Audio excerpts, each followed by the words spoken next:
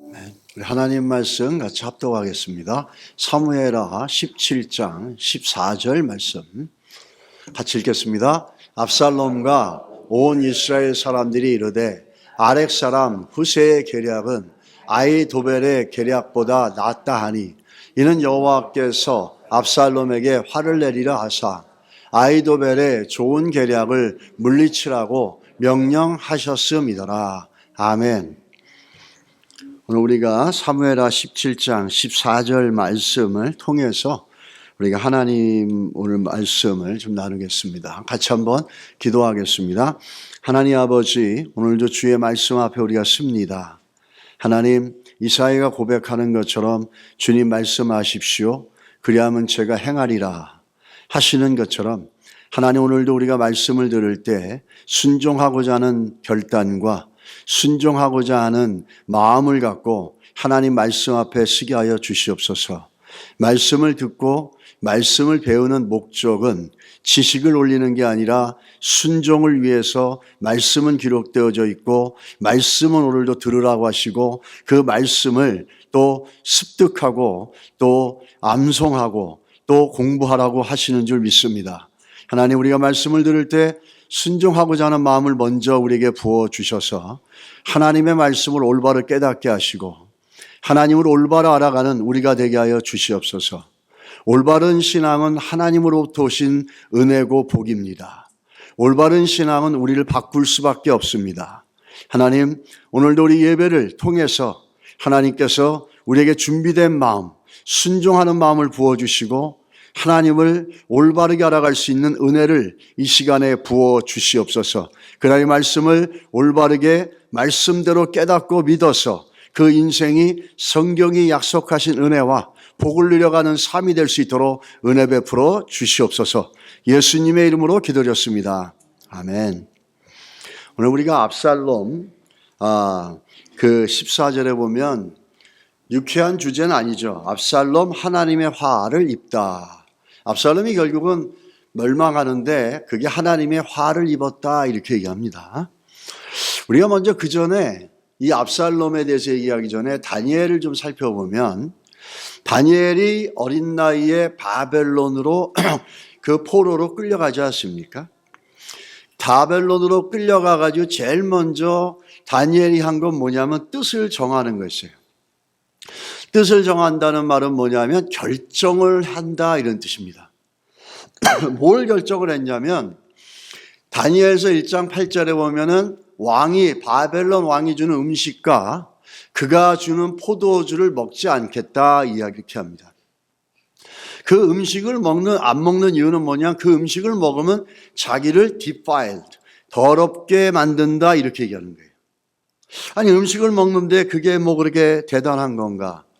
이스라엘 백성들에게 구약에서는 율법과 함께 하나님의 자녀로서의 정체성과 chosen people이라고 하는 아이덴티티를 얘기할 때 율법과 함께 동등한 가치를 갖고 있는 게 뭐냐면 다이어트, 음식법이었습니다.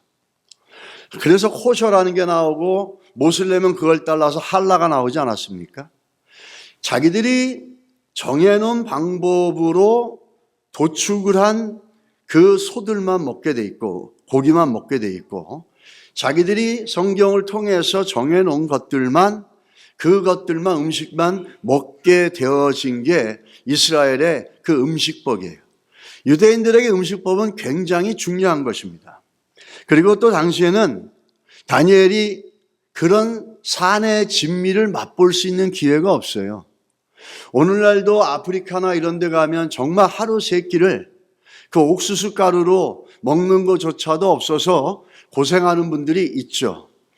그리고 제가 이제 이번에 가는 그 노스이스트 인디아도 그 사람들의 측정 기준은 옛날에 한국에서 물가를 측정할 때 어떻게 측정했냐면 쌀값으로 측정을 했습니다. 쌀이 한 말에 얼마냐라는 거죠. 근데 거기도 여전히 쌀로 모든 걸 측정을 해요. 그 말은 뭐죠? 먹고 사는 게 굉장히 어렵다는 거예요. 하루 세 끼 먹는 게. 요즘에는 기름값이나 이런 걸로 경제 지표를 측정해 나가고 알아보는 게 있지만 그 당시는 쌀이었거든요. 밥. 지금도 그렇습니다. 그만큼 하루 세 끼를 다 먹는다는 게 그들에게는 굉장히 중요한 문제거든요. 그 당시에 바벨론 당시에 중동 지역에서 먹지 못하는 일은 비일비재했습니다. 그런데 포로로 끌려가서 왕이 주는 산의 진미를 거부하는 거예요. 이 어린아이들이 얼마나 식욕이 있고 지금 한참 먹을 때예요. 그런데도 불구하고 다니엘은 먹지 않겠다 이렇게 얘기합니다. 아마 배고프고 굶주린 포로 생활에 그런 산의 진미가 나오면은 다들 정신을 잃어버리고 음식에 빠져서 황홀할 겁니다. 그런데 무슨 이유인지 모르지만 다니엘은 그걸 안 먹겠다 그러는 거예요. 첫째는 유대인들이 갖고 있는 하나님의 자녀로서의 음식법을 지키기 위한 거고, 그거는 하나님의 자녀로서의 정체성을 얘기하는 겁니다. 또 한 가지 중요한 건 뭐냐면 그 당시에 바벨론에는 어떤 게 있었냐면 태양신을 섬기는 제사가 있었어요. 그래서 사흘에 한 번씩 제사를 지냅니다. 그 제사 지낸 제물을 나눠 먹으면서 사람들은 다 어떻게 합니까? 태양신 때문에 먹고 산다고 얘기하고 서로 말하면서 태양신을 높이고 태양신을 찬양하는 거예요. 만약에 거기에 동참을 하게 되면 다니엘은 다른 하나님 외에 다른 신을 섬기는 일에 동참하게 되는 겁니다. 그러다 보니까 다니엘은 그거를 거부했고, 또 한 가지는 우리 성경에 보면은 피는 곧 생물의 생명이다 이렇게 얘기해서 누구든지 피를 먹으면 나의 백성에서 끊어진다라고 하나님 말씀하셨어요. 근데 그 바벨론에서는 소나 이런 짐승을 잡을 때 도축하는 방법이 유대인들이 하는 방법하고 다른 거예요. 그 말은 뭐냐면 피가 어려져 있는 고기를 먹어야 된다는 겁니다. 이렇게 모든 부분에서 하나님을 경외하는 하나님의 자녀로서 살아가는 데 있어서 정체성을 무너뜨리는 일들에 다니엘은 참여하지 않고 설상 그것이 자기를 갖다가 힘들게 하더라도 그것을 따르지 않겠다고 뜻을 정하고 결단을 합니다. 그 뜻을 정했다라는 건 결정했다 이런 얘기죠. 다니엘이 이런 결단을 어떻게 했냐라는 거죠. 이방 땅에서 어렵지만 이 다니엘의 마음은 하나님의 자녀로서 거룩함을 지키려고 하는 것, 이것이 바벨론 왕의 명령보다도 하나님의 자녀로서 정체성을 지키고 율법과 말씀을 지키는 것이 더 중요했습니다. 그래서 뜻을 정하고 결단을 한 거죠. 그런 결단은 어디서 나왔냐라는 거죠. 다니엘 안에 있는 기준과 가치관에서 나오는 거예요. 여러분, 우리가 무엇을 결정할 때 우리는 뭘 볼 수 있는지 아십니까? 그 사람이 갖고 있는 기준을 볼 수 있어요. 그 사람이 갖고 있는 사고의 어떤 그 thinking criteria가 있어요. 그 사람이 갖고 있는 어떤 value criteria가 있어요. 저 사람이 어떤 기준을 갖고 살고 어떤 사고를 갖고 살고 어떤 가치관을 갖고 살고 어떤 세계관을 갖고 사는지는 어디에 나오냐면 무언가를 결정할 때 나옵니다. 그래서 결정은 굉장히 중요한 거예요. 하나님 앞에서. 사람들은 모르지만 하나님은 우리가 어떤 동기에서 어떤 기준을 갖고 이 결정을 했는지 하나님은 아십니다. 다니엘이 이런 결정을 할 수 있었던 것은 뭐냐? 그 안에 기준, 자기 안에 있는 가치관, 자기 안에 있는 사고방식, 자기가 가장 소중히 여기는 가치관과 기준이 무엇인지를 그 결정과 결단을 통해서 볼 수 있다는 거예요. 여러분이 내리는 결정과 결단 속에는 뭐가 나오냐면 여러분이 어떤 기준과 가치관을 갖고 사느냐라는 거예요. 돈을 좋아하는 사람은 어떤 경우에도 돈을 선택할 수밖에 없어요. 돈과 연관된 걸 선택할 수밖에 없어요. 이게 뭔 기준이, 우리서 결정을 내릴 때 크리스찬들은 하나님 앞에서 결정을 신중하게 내려야 돼요. 왜요? 하나님은 사람은 못 봐요. 하나님은 여러분 안에 기준과 가치관을 다 보고 계세요. 그래서 그 결정에 대한 기준과 가치관을 다 보고 계시고 그 결정으로 말미암아 여러분들은 그 결과를 책임져야 되겠죠. 근데 그 전에 결과를 책임져지게 하나님 왜 나한테 이런 일을 주십니까? 이렇게 말하기 전에 내가 어떤 기준으로 이런 결정을 내렸느냐를 살펴보는 게 신앙이고, 그게 조금 더 발전하면 그게 회개가 되는 거예요. 그게 없으면 맨날 내가 하나님 앞에서 뭐 잘했다고 결정하지만 결국에 알고 보면 자기 욕심, 욕망, 돈, 명예, 자존심, 자기 과시, 이런 것들로 점철된 기준을 갖고 결정을 내려놓고 안 되면 하나님을 원망할 수밖에 없는 우리의 나약한 모습들. 그것보다 우리는 우리가 어떤 기준을 갖고 있느냐가 되게 중요하다는 거죠. 오늘 그 성경을 보게 되면, 오늘 본문을 돌아오면은 두 사람이 나옵니다. 한 명은 다윗이라는 사람이고 한 명은 그 아들 압살롬이에요. 그런데 같은 전쟁을 치르는데 두 사람들이 내리는 결정은 아주 다릅니다. 왜 그럴까요? 그 사람들 안에 있는 가치관과 기준이 다르기 때문인 거예요. 이 먼저 압살롬이 결정을 한번 보시면 어떤 결정을 내리냐면, 이 사무엘하 우리가 18장 3절에 보면은 먼저 다윗의 결정을 보게 되면 같은 전쟁을 치르러 갑니다. 어떤 전쟁이죠? 다윗과 압살롬이 전쟁을 해야 되는 거예요, 지금. 그래서 신하들이 간척을 합니다. 책략을 얘기합니다. 대책을 얘기합니다. 이 전쟁에 이렇게 했으면 좋겠습니다. 저렇게 했으면 좋겠습니다. 얘기가 나오는 거예요. 근데 18장 3절에 한번 보시면 백성들이 이르되 왕은 나가지 마소서. 우리가 도망할지라도 그들은 우리에게 마음을 쓰지 아니할 터이요. 우리가 절반이나 죽을지라도 우리에게 마음을 쓰지 아니할 터이라. 왕은 우리 10,000명보다 중하시오니 왕은 성읍에 계시다가 우리를 도우심이 좋으리라. 이렇게 얘기합니다. 보통 전쟁에 나가면 왕들이 앞에 쓰죠. 그러면 왕을 중심으로 사람들이 와 일어나고 또 사기가 올라가고 막 이런 일들이 있지 않습니까? 왕도 다윗도 그렇게 하려고 그랬던 거예요. 내가 나가면 백성들이 인커리지가 되고 모랄라이즈, 이 사기가 막 올라갈 거 아니냐, 이렇게 생각을 해가지고 하겠다니까 백성들이 뭐라 그럽니까? 신하들이, 왕이요, 왕은 우리 10,000명보다도 더 중요하신 분입니다. 그리고 왕이 나가면 모든 타켓이 왕이 될 겁니다. 우리 10,000명 죽는 것보다 왕 한 분이 더 중요하지 않습니까? 그러니까 성에 계시다가 우리가 조금 어려워지면 그때 도와주십시오. 이렇게 얘기하니까 왕이, 다윗이 어떻게 합니까? 그걸 받아들입니다. 그래, 니들 말이 맞다. 내가 나가게 되면 그렇지. 니들 말대로 나는 뒤로 빠질게. 이렇게 얘기하는 겁니다. 이렇게 그 집중된다라는 신하들의 얘기를 듣고 겸손하게 받아들이고 뒤로 빠집니다. 근데 압살롬은 어떻게 합니까? 압살롬에게 간 책략을 얘기하는데 누가 얘기하죠? 후세라는 사람이 얘기를 해줘요.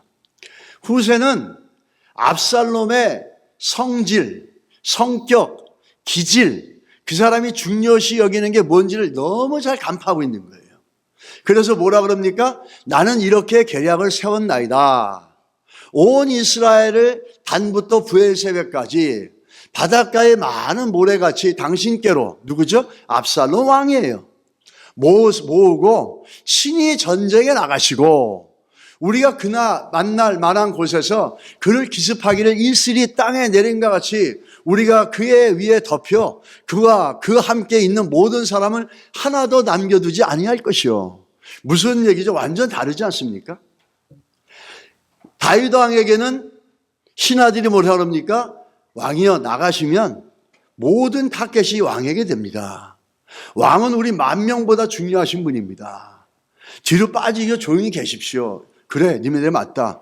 겸손하게 받아들이는 다윗에 비해서 압살롬은 어떻게 합니까?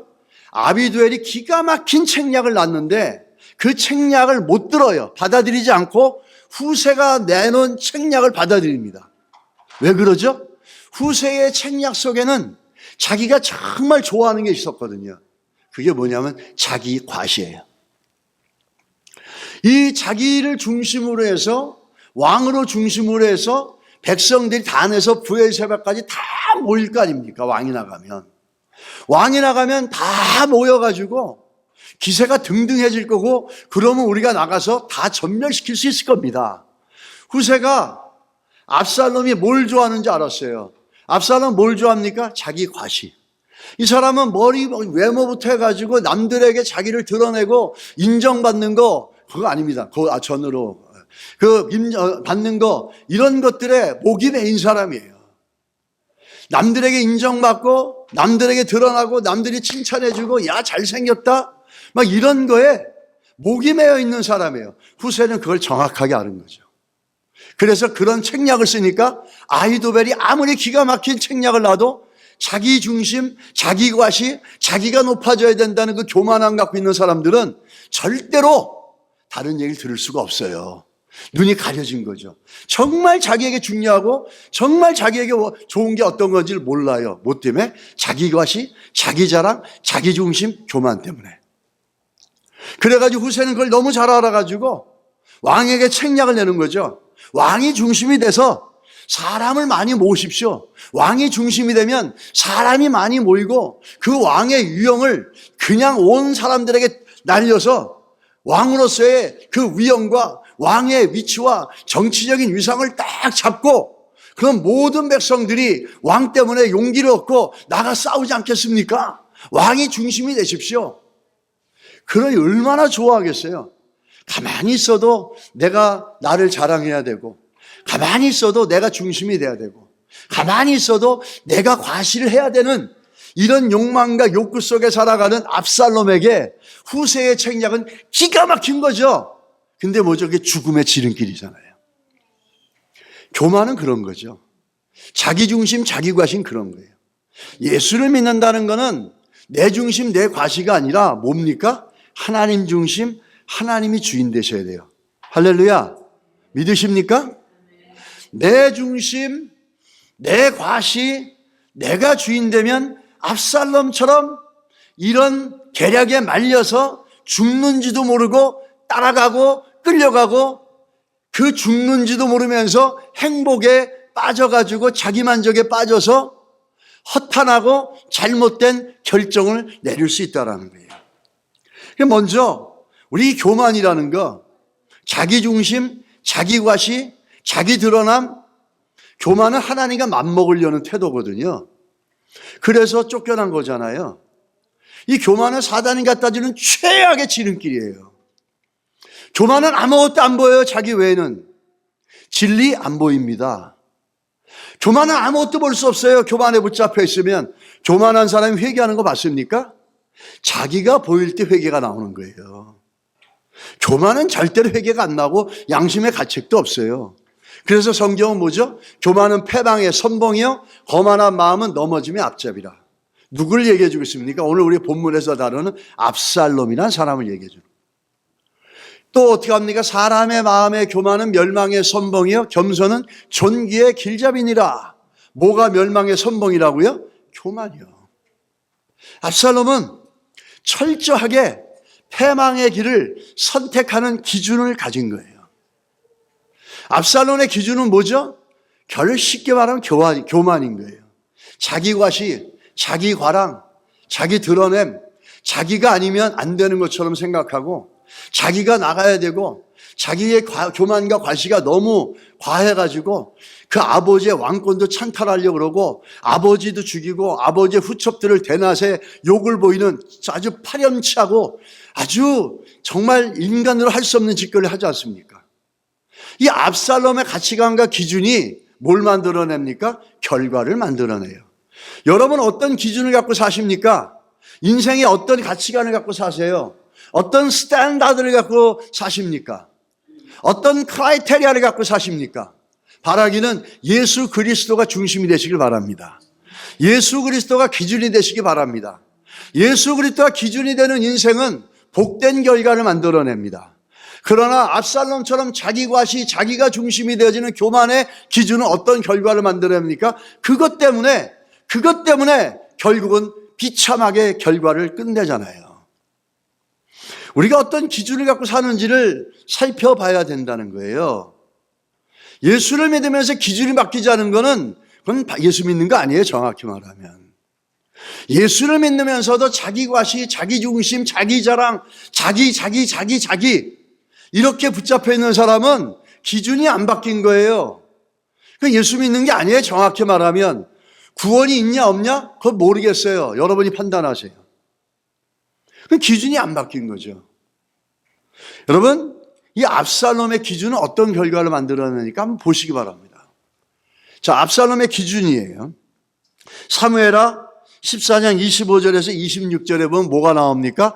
압살롬이 사람들에게 자기를 과시하고 자기를 자랑하고 싶어 하는 거예요.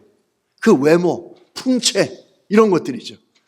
온 이스라엘 가운데서 압살롬같이 아름다움으로 크게 칭찬받는 자가 없었으니 그는 발바닥부터 정수리까지 흠이 없습니다. 그의 머리털이 무거움으로 연말마다 깎았으며 그의 머리털을 깎을 때에 그것을 달아본 즉 그의 머리털이 왕의 저울로 200세겔이더라. 이 머리가 의미하는 건 굉장히 크죠. 이 압살롬의 외모가 대단했다라는 거예요. 그러니까 사람들에게 자기의 외모, 아주 기름진 머리카락 이런 것들을 하면서 사자의 갈기처럼 팍 있는 정말 풍채도 좋고 얼마나 멋있어요. 이게 늘 자랑거리였다라는 거예요.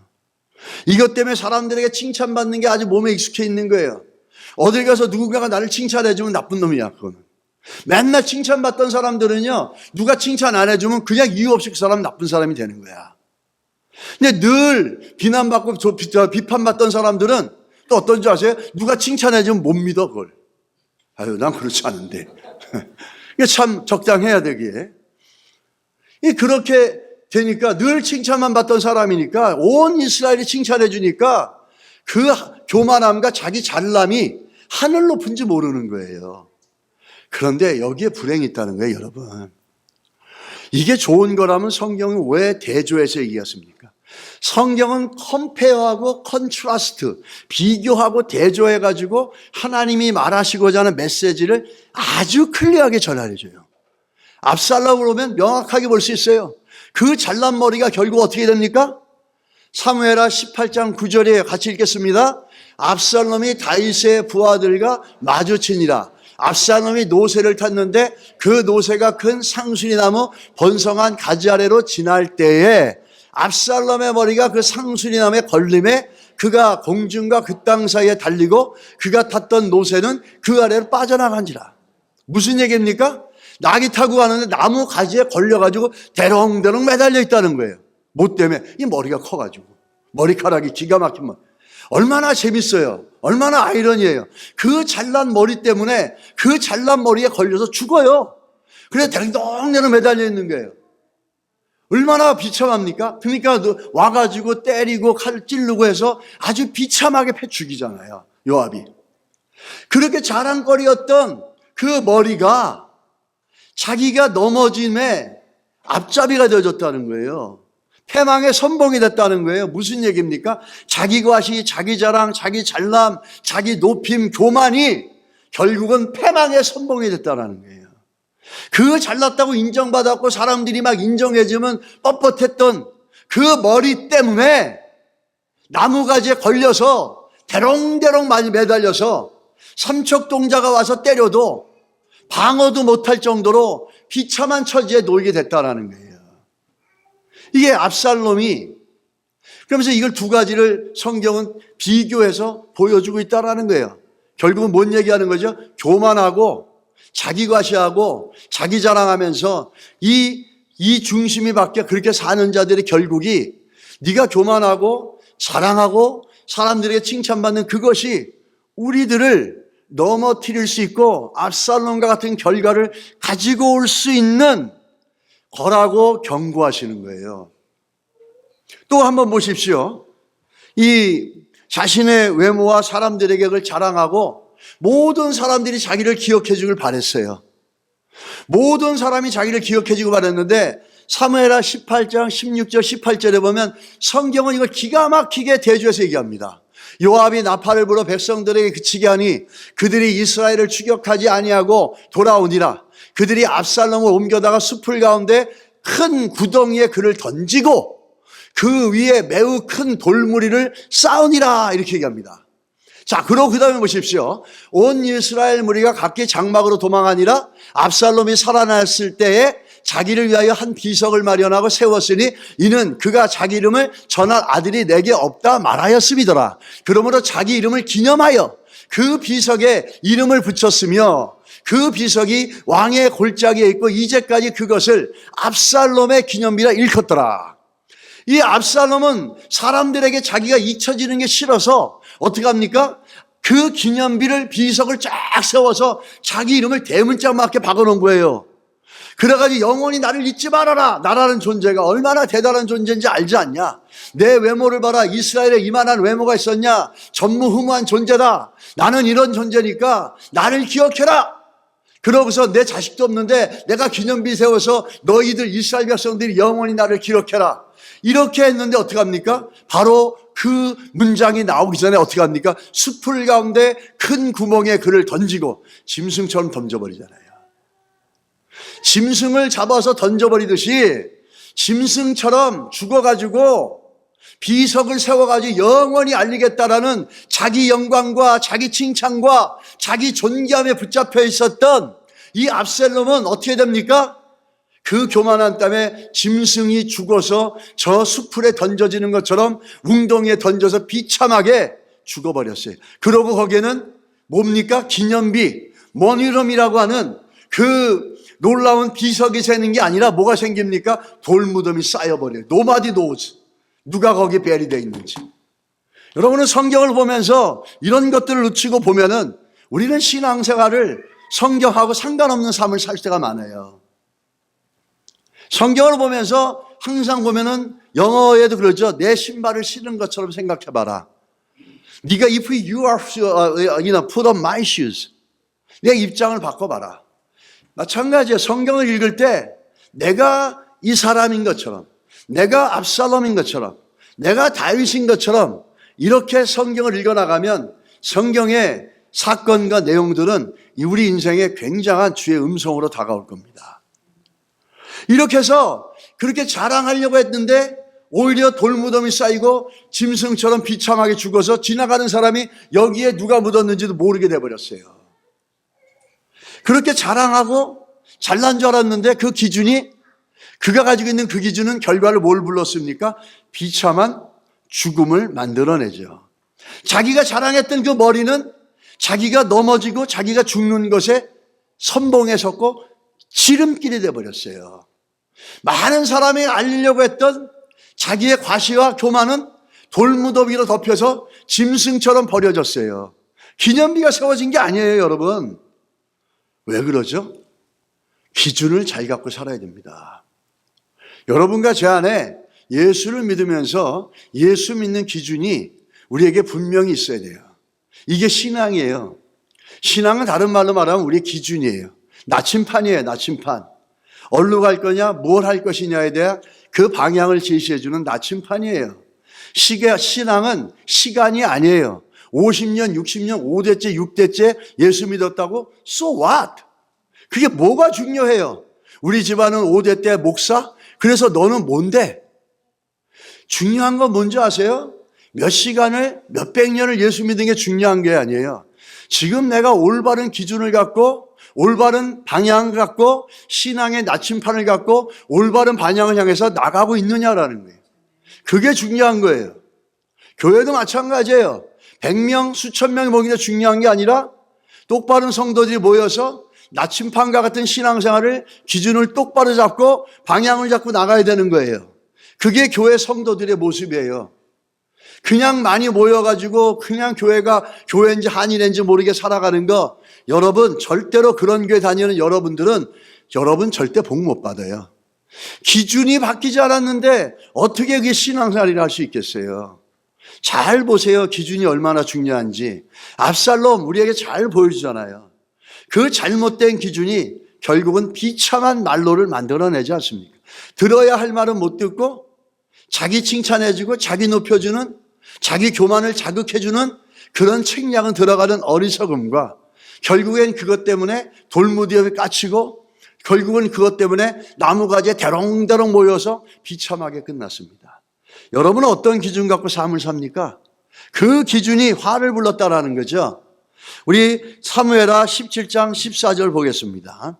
압살롬과 온 이스라엘 사람들이 이르되 아렉 사람 후세의 계략은 아히도벨의 계략보다 낫다 하니 이는 여호와께서 압살롬에게 화를 내리라 하사 아히도벨의 좋은 계략을 물리치라고 명령하셨습니다. 자, 이 참 중요한 얘기가 나오지 않습니까? 그런 기준을 갖고 있으니까 결국은 하나님이 그걸 통해 가지고 못 보게 하고 못 듣게 하는 거예요. 여기서 화를 내리려 하사 물리치시라, 이 얘기는 어떤 의미가 있냐면 이 도기공이 잘못 만들어진 그릇을 망치로 쳐내리는 겁니다. 그 압살롬은 도기공이 이건 틀린 거야, 실패작이야, 패배작이야, 그런 망치를 들어서 그 도자기를 팍 깨부시듯이 하나님께서 그렇게 깨부시려고 작정을 했다는 거예요. 이 역사의 주관자는 누군지를 보여주는 거예요. 이게 지금 인생의 흥망성쇠는 누가 결정하느냐가 보여주는 거예요. 누가 결정합니까? 하나님이 결정하는 거예요. 그래서 우리 인생의 주인이 바뀌어야 돼요. 그래서 우리 인생의 기준이 바뀌어야 돼요. 우리 인생의 기준이 압살롬처럼 자기고 자기 과시고 자랑이면 결국은 망치를 들어서 도자기를 부셔버리는 그런 하나님의 선택과 결정이 있을 수밖에 없다는 거예요. 그러나 우리의 기준이 하나님이 되어지고 하나님의 영광이 되어지고 하나님의 뜻에 되어지고 하나님의 뜻에 순종하는 데 있다면 그 도자기는 이조총자 고려 백자기보다도 더 귀한 인생으로 하나님은 만들어 가신다는 거예요. 비록 우리가 흙도자기 같은 인생이라 할지라도 주님께서는 그 흙도자기 같은 우리 인생을 보호하시고 그곳에 진주와 보석을 가득 담아주신다는 겁니다. 기준을 바꿔야 돼요. 인생의 기준이 바뀌어야 돼요. 그리고 명령했다, 이 얘기는 뭐죠? 하나님께서 작정하신 계획이 있다라는 거예요. 그 계획대로 이루어졌다라는 거예요. 이건 역사의 주관과 계속해서 두 가지 뭘 얘기하는 거죠? 하나님이 주인 되신다는 거예요. 우리가 로드라고 얘기합니다. 주님을 얘기할 때. 그 주인이란 뜻이죠. 그래서 로드십이라 그래요. 주여, 로드 이렇게 얘기하죠. 주님이라는 거예요. 그건 내 인생의 주인이라고 그래요. 우리가 기도할 때는 주여 이렇게 얘기하면서 정말 주님이 우리 인생의 주인이신가를 우리는 돌아봐야 될 줄 믿습니다. 주님이 우리 인생의 주인임을 고백하시는 여러분 되시길 바랍니다. 그러면 그걸로 인해서 우린 주님의 뜻을, 주님의 영광을 위해 살아가는 존재들이 되어야 될 줄 믿습니다. 너무너무 중요한 거죠. 제가 가끔 얘기하지만 11조를 여러분에게 강조하는 건 돈 내란 얘기가 아니에요. 여러분의 인생이 참된 주인이 누구인지를 갖다가 고백하는 게 11조 생활이라는 거예요. 여러분이 정말 모든 것들이 하나님으로부터 나고 모든 결정이 하나님이 하셨다라는 하나님이 주인 되시는 고백이 있다면 우리 인생 가운데 많은 부분들이 있지만 물질이 해결되지 않으면 사실은 그건 하나님을 신뢰하는 게 아니에요. 이 11조라는 생활들이 뭐 이렇쿵저렇쿵 하지만 신약의 11조는 더 무섭습니다. 사실은 그런 것들이 다 하나님이 주인 되심에서 나오는 신앙의 고백이라는 거예요. 우리 모든 성도들에게 하나님이 주인 되시고 기준 되어져서 주님 기뻐하는 삶을 살아가신 은혜가 있기를 예수 이름으로 축복합니다. 우리가 이 하나님의 화가 압살롬에게 임한 이유가 뭘까요? 자, 이걸 한번 로마서에 가서 살펴보겠습니다. 로마서 1장 18절. 왜 이게 중요하냐면 로마서 1장의 본문이 시작되는 시작점이에요. 로마서 1장 18절 말씀 같이 읽겠습니다. 하나님의 진노가 불의로 진리를 막는 사람들의 모든 경건하지 않음과 불의에 대하여 하늘로부터 나타나니라. 자, 압살롬이 자기를 과시하고 자기를 자랑하고 하나님이 싫어하는 죄들을 지음으로 인해서 그는 결국에 압살롬은 압살당하고 말했습니다. 이 하나님의 진노, 이 압살롬에게만 임한 걸까요? 구약에만 있는 걸까요? 다윗 시대만 있는 걸까요? 아니에요. 이건 지금도 존재하고 있다라는 거예요. 로마서를 딱 열면 여러분 잘 아는 복음이 무엇인지에 대해서 설명을 쫙 시작하는 거예요. 복음은 생명이요, 복음은 좋은 소식이요, 복음은 죄인들에게 새로운 영생의 길을 열어주는 것이요, 이것들을 쫙 시작하는데, 그런데 이 본문이 시작되는 시작의 본문에 시작점이 어디서 시작되냐면 로마서 1장 18절이에요. 근데 나오는 말입니다. 여러분 예수 믿고 천국 가세요. 예수 믿으면 복 받아요. 예수 믿고 천국 가졌어요. 영생을 얻었어요. 생명을 받았어요. 이렇게 하는 게 아니라 로마서 1장 18절에 뭘로 시작해요? 복음을 대해서 시작하면서 복음에 대해서 설명하면서 시작하는 말은 뭐죠? 하나님의 진노를 시작해요. 왜 그럴까요? 첫째, 여러분과 저는 복음이 아니었으면 하나님의 진노의 대상들이었기 때문이에요. 복음이 있었기 때문에 예수 그리스도가 있었기 때문에 우리가 아들의 나라로 옮겨져 가지고 하나님의 원수 되어졌던 진노의 대상이 아니라 하나님의 자녀로서 하나님의 사랑의 대상으로 바뀌어진 거예요. 그러나 오늘 빨간 광고 보세요. 하나님의 진노 하늘로부터 나타나니라. 저 얘기는 뭐죠? 하나님의 진노가 지금도 계속해서 하늘로부터 내려오고 있다는 거예요. 지금도 하나님의 진노는 계속해서 진행되어지고 있다는 거예요. 이 이유가 복음을 얘기하면서 제일 먼저 하나님의 진노를 얘기하는 건 뭐냐면 사람이 복음을 받으려면 예수를 믿으려면 어떤 게 있었냐면 그 전에 나의 처지가 어떤 처지인지를 알아야 된다는 거예요. 여러분과 저의 처지가 뭐였죠?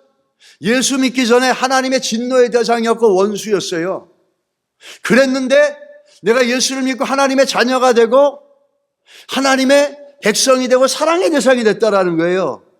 그것을 깨닫고 거기에 감사가 있고 거기에 회개가 있고 거기에 믿음의 고백이 있는 거예요.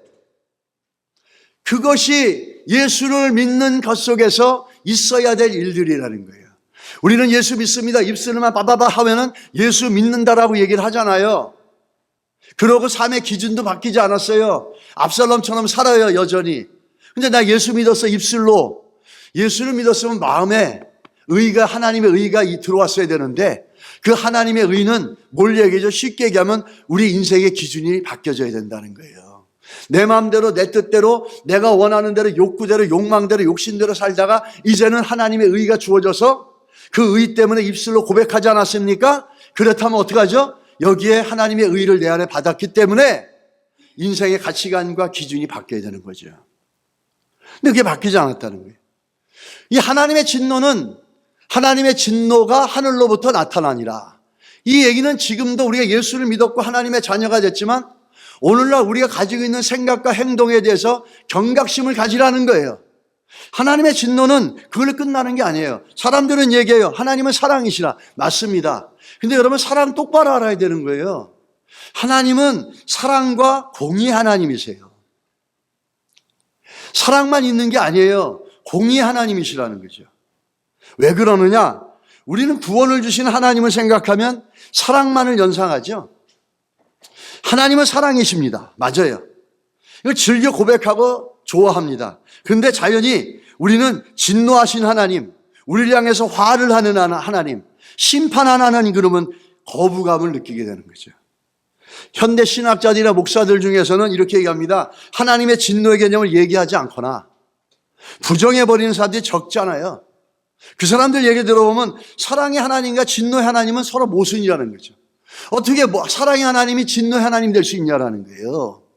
사랑의 하나님은 쭉 사랑의 하나님이고 진노의 하나님은 쭉 진노의 하나님이지 어떻게 하나님이 사랑도 있고 진노도 있냐라는 거예요. 이건 말이 안 된다는 거죠. 근데 여러분 그거는 굉장히 우리가 하나님을 잘 모르는 거예요. 그들의 주장을 따지자면 그게 모순이라고 얘기하지만 성경에서 그렇지 않아요. 성경은 왜 지옥을 만드셨고 왜 심판을 만드시냐는 거예요.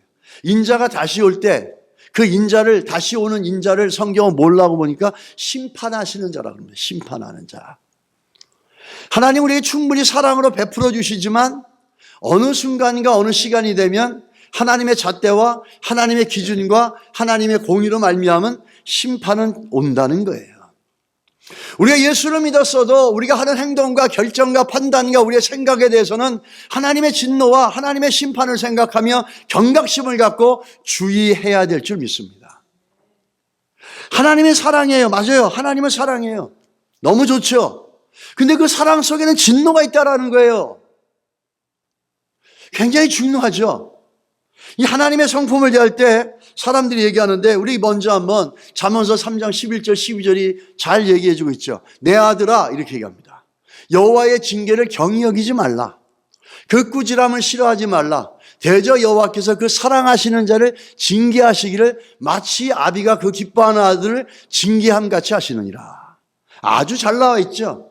하나님의 사랑을 누구에 비유합니까? 부모, 아버지. 아버지가 자식이 잘못하면 회초리를 들어서 꾸지람을 내리는데 그 아들이 잘못을 해도 방치해 놓는다면 그게 아들을 향한 부모의 올바른 사랑이겠습니까? 그건 올바른 사랑이 아니죠. 성경은 분명히 얘기하잖아요. 아버지의 사랑이 하나님의 징계가 어디로 나오냐?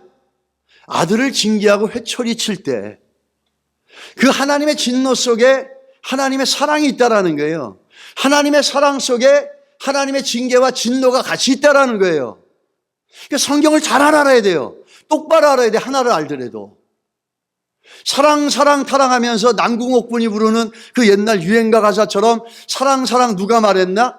예, 사랑 중요하죠. 근데 성경의 사랑은 사랑 속에 하나님의 가스레스가 그 안에 인크루드 돼 있다라는 거예요. 그거를 성경은 뭘로 얘기합니까? 부모의 사랑을 얘기해 주죠. 아버지가 자식을 야단치고 훈계하고 때로는 회초리 친다 그래서 그 아버지가 그 아들을 사랑하지 않는 겁니까? 아니잖아요. 저도 자식으로 살아봤고 제가 저희 아버님한테 딱 한 번 매를 맞은 적이 있는데 그 매를 맞았는데 제가 잘못된 행동을 했죠. 근데 그 잘못된 행동을 해서 지금 했어도 어떤 생각이 들죠? 그때 때려주신 게 잘했다. 지금도 그렇게 생각이 들어요. 그러면 그 때린 것만 갖고 얘기하면 저희 아버님은 저를 사랑하지 않은 건가요? 아니죠. 반대죠. 사랑했기 때문에 때린 거잖아요. 자식이 버르장머리 없이 멋대로 하는 거 그거 가만둘 수 없잖아요. 회초리도 때린 거예요.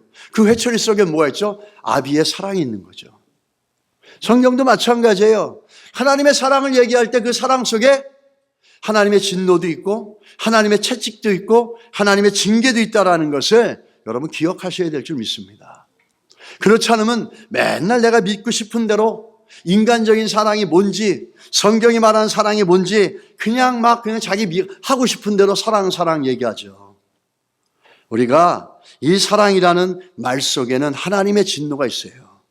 칼브라이트 박사는 이렇게 얘기합니다. 하나님의 사랑이 그 진노 속에 구체가 된다. 에밀 브로라는 유명한 신학자는 하나님 앞에 등을 돌린 사람을 향한 하나님의 진노는 곧 사랑이라 이렇게 얘기합니다. 때려서라도 하나님께 돌리겠다라는 거예요.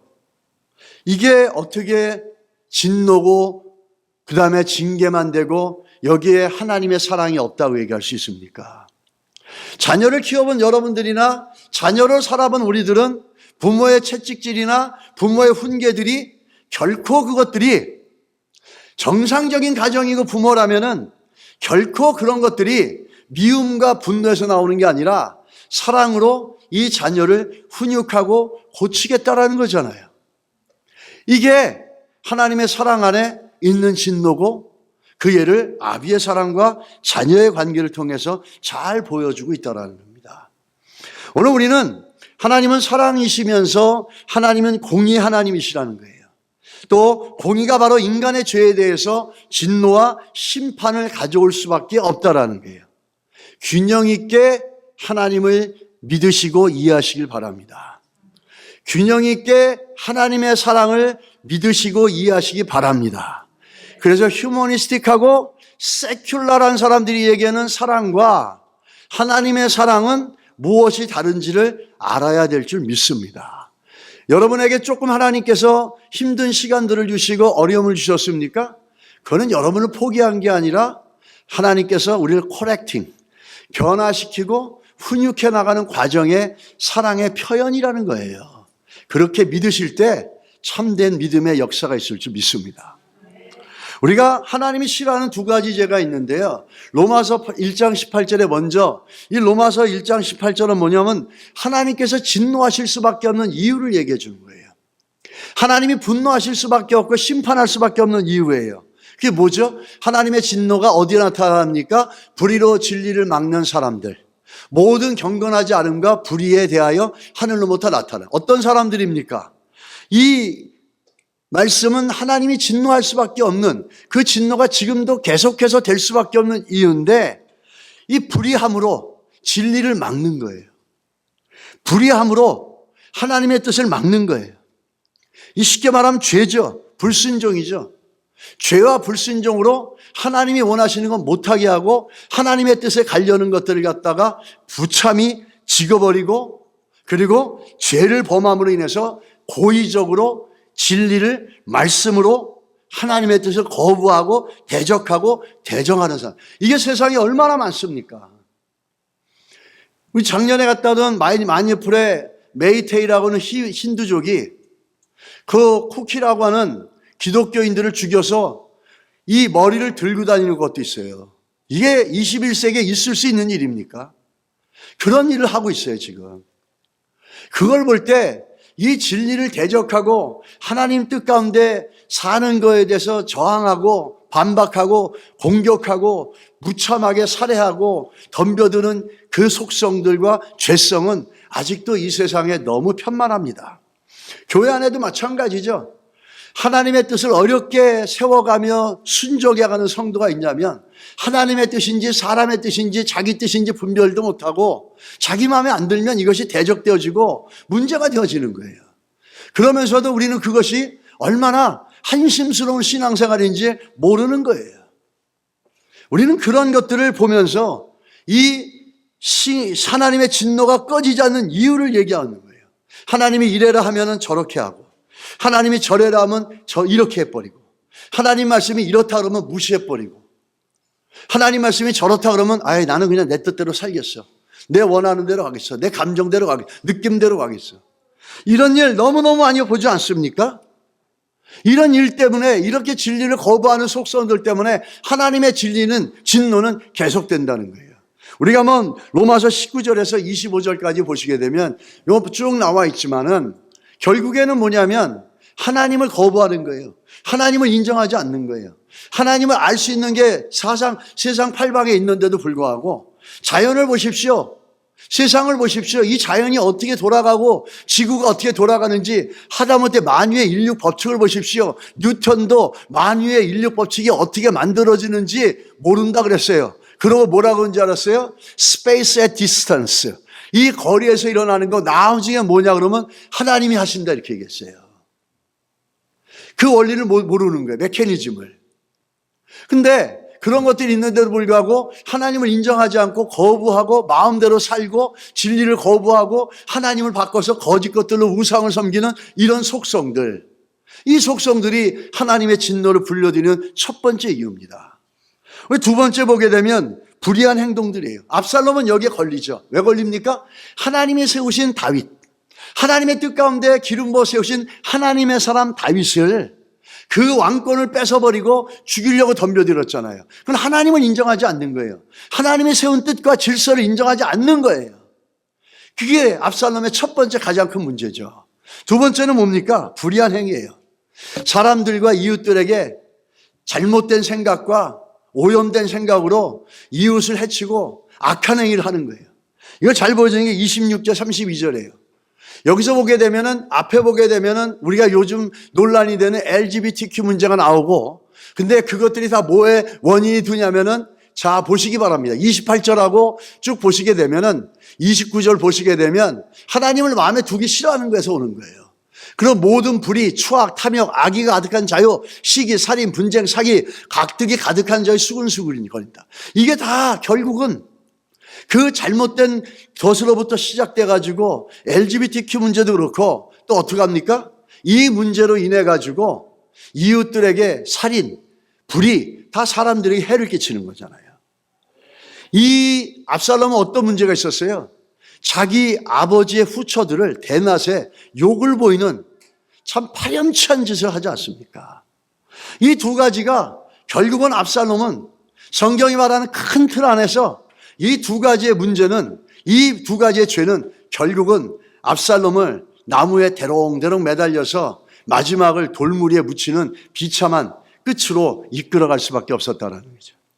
우리 하나님은 심판하는 하나님이라고 얘기합니다. 이 시편 7장 11절에 보십시오. 하나님은 의로우신 재판장이시며 매일 분노하신다. 인간의 생각의 사악함과 이것들이 계속해서 드러날 때마다 하나님은 끊임없이 분노하고 계다는 거예요. 그리고 또 예수님은 뭐라고 그러셨을까요? 예수님도 얘기하죠. 로마서 12장, 누가복음 12장 5절에 마땅히 두려워할 자를 내가 너희에게 보이리니 곧 죽인 후에 또한 지옥에 던져 넣는 권세에 있는 그를 두려워하라. 내가 참으로 너희에게 이르노니 그를 두려워하라. 예수님조차도 사랑의 화신이라고 얘기하는 사랑이라는 예수님조차도 지옥이 있다, 심판이 있다. 나를 두려워하지 마. 하나님을 두려워하고 사람을 두려워하지 마라. 그 하나님은 너희를 영생으로 이끌 수도 있지만 영원한 지옥으로 이끌 수도 있다라는 거예요. 우리 하나님은 심판 안 하는 신이고 결국에 심판받을 수밖에 없어요. 하나님의 사랑 안에는 그 심판이 녹여져 있다라는 거예요. 우리가 똑바로 알아야 돼요. 그럼 이렇게 질문할 수 있죠. 그럼 목사님 왜 악인들은 형통합니까? 맞습니다. 우리가 악인들을 형통하는 걸 보면 많은 갈등이 있어요. 그래서 성경을 보시면 하나님께서 즉각적으로 심판하는 데가 있죠. 소돔과 고모라 같은 경우. 그냥 역사에 몇 개 안 되는 아주 또 이사야서 역사 속에 시간이 어떻게 갔는지 모르지만 결국엔 하나님의 심판대로 많은 강대국들이 무너져 갑니다. 또 사도행전 12장 23절에 보면 어떡합니까? 헤롯이란 왕이 자기에게 영광을 돌려서 하나님처럼 자기가 모든 영광을 받자 바로 그 자리에서 하나님 심판하죠. 벌레가 들어가서 죽어버립니다. 이렇게 즉각적으로 심판하는 경우도 있어요. 그러나 때로는 하나님께서 어떤 경우는 시간을 갖고 심판하는 경우도 있어요. 그 하나님의 진노는 더디 오는 거지만 안 오는 게 아니에요. 제가 예전에 어떤 기사를 하나 읽었는데 미국에 있었던 일이에요. 어떤 한 부부가 25년을 잘 살고 행복하게 살면서 아주 이상적인 결혼 생활은 아니었지만 행복한 생활이었다고 말을 합니다. 무난히 부부 생활을 하고 나서 자녀들도 잘 자라고 경제적으로 좀 유복해서 이제는 여생을 좀 편하게 지내자 해서 호숫가에 좋은 집을 구하기로 결정을 했습니다. 그래서 가서 보니까 너무 그림 같은 집을 발견한 거예요. 그래서 찾아 들어가서 그 집주인을 보니까 혼자 사는 남자더래요. 그 남자가 나이가 많은 남자가 있었는데 이혼을 했는지 아니면 사별을 했는지 부인은 없더래요. 그래서 몇 달 동안 집을 오고 가면서 집을 계약을 했습니다. 결국에는 마침내 집을 계약을 하게 됐어요. 그런데 청천벽력같이 부인이 남편에게 이혼을 하자고 제시를 하는 거예요. 너무 기가 차고 어이가 없어서 무슨 말을 왜 그렇게 하느냐 이렇게 물어보고 반문하는데 그 다음날 아침인데 남편은 커피를 한 잔 먹으려고 그러는데 와이프는 이미 짐을 잘 싸갖고 굿바이 하고 나가더래요. 그래서 너무 기가 막힌 거죠. 나중에 보니까 어떤 일이 있었냐면 그 그림 같은 집 주인, 그 남자와 눈이 맞아서 같이 사는 거예요. 그래서 그 여자는 자기가 원했던 그림 같은 집에서 정말 너무너무나 즐겁게 2주간을 삽니다. 근데 2주를 딱 살았는데 2주 후에 그 새로 만난 그 남자가 심장마비로 돌아가시는 거예요. 죽는 거예요. 이런 거 누가 했겠습니까?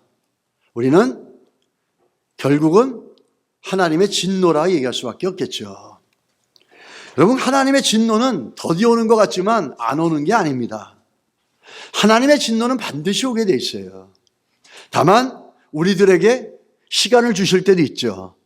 하나님의 진노가 안 오는 같이 느껴지는 게 있어요. 예전에 저는 어떤 교회에 이런 얘기도 들었어요. 교회 재정집사가 헌금을 갖고 와서 노름하다가 그 자리에서 심장마비로 죽는 것도 봤어요. 들었어요. 제 얘기는 아니지만. 우리 한번 여기 오늘 왜 하나님의 진노에 대해서 우리가 안 온다고 생각할까? 한번 성경을 통해서 봅시다. 하나님의 진노가 늦어지는 것 같은 세 가지 이유가 있어요. 첫째, 내버려 두심이에요. 로마서의 죄에 대해서 얘기하시면서 하나님께서 오늘 본문에 3번 동안 반복하는 게 뭐냐? 내버려 두사, 내버려 두사, 내버려 두사, 내버려 두사는 거예요. 이 내버려 두사 뭐냐면 어떤 거냐면 이런 거예요. 80마일, 90마일로 차가 달리는데 브레이크가 없는 거예요. 막 내 멋대로, 내 욕심대로, 정력대로 막 하고 싶은 대로 다 하는데 내 인생에 가책도 없고 도덕적인 가책도 없고 양심의 가책도 없고 어떤 것들도 나를 제어할 수 있는 브레이크가 없는 거예요. 그래서 그냥 100마일, 200마일로 그냥 막 달리는데도 절제가 안 되는 거예요. 마음대로 하는 거죠. 즐거운 대로, 욕구대로, 욕망대로, 욕심대로. 결국은 어떻게 됩니까? 어느 순간에가 부딪히겠죠. 그런 건 브레이크 없는 인생 같은 거예요. 근데 우리가 욕구대로 욕망대로 내 마음대로 막 살라고 하는데 하나님께서 뒤통수를 팍 때려가지고 정신을 차리게 해요. 돈의 은행의 통장이 싹 날아가 버려. 갑자기 몸이 아파. 인간계가 다 깨져. 이런 거 감사해야 될 거예요, 오히려. 왜? 내버려 두시지 않고 방치하지 않고 나를 건져서 하나님의 때리심과 심판과 진노를 통해서 나를 돌이키시게 하는 거죠. 제일 무서운 게 언제나 내버려 두는 거야. Let it be. 내버려 둬. 방치하는 것처럼 무서운 게 없어요. 부모의 가장 무서운 자녀를 향한 저주 뭔지 아세요? 그래, 네 멋대로 해. 방치해 두는 거예요, 이렇게. 방치해 둔다고 해서 이게 하나님의 심판이 없는 게 아니에요. 자, 두 번째는 계속 쌓아두십니다. 언제까지? 그날의 임할 진노. 하나님께서 심판하는 그날까지 이 계속해서 쌓아놓는 거예요. 마치 댐에 물을 꽉 차놨다가 때가 돼서 물을 확 열면 엄청난 물이 빠져나가지 않습니까? 이 진노의 날까지 쌓아놓는다는 것은 이건 엄청난 물의 양이 댐에서 쏟아나와져서 심지어는 마을을 밀어내잖아요. 이런 엄청난 것들을 쌓아놓고 있다는 게 지금. 그런데 얼뜻 보면 아무런 것도 나타나지 않으니까 하나님 무슨 진노의 하나님이야? 근데 괜히 우리 겁주려고 그러는 거지. 그러나 쌓아놓고 계시다는 겁니다. 자, 그리고 세 번째는 어떤 게 있습니까? 가만히 덮어두십니다. 우리들의 은밀한 죄들이 드러나지 않아요. 뒤에서 누구를 욕하고 뭐하고 해도 드러나지 않아. 그러면 괜찮지. 내가 어떤 죄를 졌는데 아무도 몰라. 여러분, 사람은 속일지 몰라도 하나님은 못 속여요. 이 은밀한 거를 갖다 언제까지 덮어두십니까? 심판하시는 그날까지. 드러나지 않았다고 은밀하게 해서 아무도 모른다고 해서 그거를 하나님도 모른다고 생각하시면 안 돼요. 하나님은 알고 계시고 언제까지 덮어주십니까? 심판의 그날까지. 어쩌면 그동안에 드러나지 않고 알려지지 않은 동안에 네가 회개 좀 해라 그런지도 모르겠죠. 그러나 하나님의 심판은 덮어도 두시고 쌓아놓으시고 내버려 두셔서 당장 일어나지 않는 것 같지만 오지 않는 것 같지만 하나님의 심판은 반드시 옵니다. 우리는 예수를 믿었고 하나님의 사랑을 안다면은 그 안에 하나님의 진노도 있다라는 걸 똑바로 믿고 살아야 될 줄 믿습니다. 하나님의 사랑만 얘기하고 진노를 모른다면 하나님 사랑 모르는 게 아니라 하나님 사랑 자기가 원하는 대로 이용하는 거예요. 하나님은 사랑하시기 때문에 매를 드시고 하나님은 사랑하시기 때문에 진노하세요, 우리들에게. 방치하고 내버려 두시고 쌓아놓고 가만히 두실 때는 심판한 그날에 정말로 뼈도 못 추리게 하시겠다는 거죠. 그러나 하나님이 사랑하시기 때문에 때로는 가는 길을 멈추게 하시고 가던 길을 막히게 하시고 때로는 자동차의 브레이크가 튼튼해서 때로는 너무너무 잘 멈추게 만들어 주시고 이런 일들이 있을 때 이게 하나님의 사랑이라는 겁니다. 우리 그럴 때 오히려 감사할 수 있어야 될 줄 믿습니다. 여러분 옆에 분들에게 참된 믿음을 담아서 하나님은 사랑이십니다라고 고백하시기 바랍니다. 하나님은 사랑이십니다. 아멘. 기도하겠습니다. 하나님 아버지, 주님의 사랑을 찬양합니다. 그 사랑 속에서 때로는 우리를 훈련하시고 때로는 우리를 연단하시고 때로는 아프게 채찍질하실 때도 있었지만 이것이 모두 하나님의 사랑인 것을 믿게 하시고 알게 하는 믿음의 은혜들이 우리 안에 있어서 참된 하나님의 사랑을 믿음으로 고백하는 우리 교회가 되게 하여 주시옵소서. 예수님의 이름으로 기도드렸습니다. 아멘.